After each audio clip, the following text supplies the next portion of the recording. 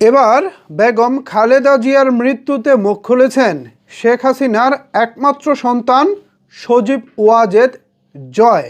এ নিয়ে তিনি ফেসবুকে একটি স্ট্যাটাস দিয়েছেন। সেই স্ট্যাটাসে তিনি যা তুলে ধরেছেন তা রীতিমতো সবাইকে অবাক করে দিয়েছে।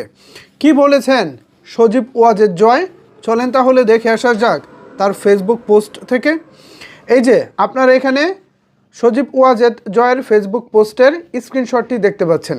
এখানে সজীব ওয়াজেদ জয় লিখেছেন, বিএনপি চেয়ারপারসন বেগম খালেদা জিয়ার মৃত্যুতে শোক সন্তপ্ত পরিবারের সদস্যদের প্রতি গভীর সমবেদনা জানাচ্ছি। দেশের এই সংকটময় মুহূর্তে যখন সাধারণ মানুষ নিরাপত্তার অভাবে ভুগছেন এবং দেশকে অস্থিতিশীল ও বিরাজনীতিকরণের অপচেষ্টা চলছে, তখন তার এই চলে যাওয়া বাংলাদেশের উত্তরণের পথে এক গভীর প্রভাব ফেলবে। অতীতের নানা বিরাজনীতিকরণের প্রক্রিয়ার শিকার হওয়া সত্ত্বেও নিজের দীর্ঘ রাজনৈতিক জীবনে তিনি অসংখ্য সাফল্য অর্জন করেছেন এবং দেশের জন্য বিভিন্ন গুরুত্বপূর্ণ নীতি নির্ধারণ করেছেন। জাতি গঠনে তার অবদান চিরস্মরণীয় হয়ে থাকবে।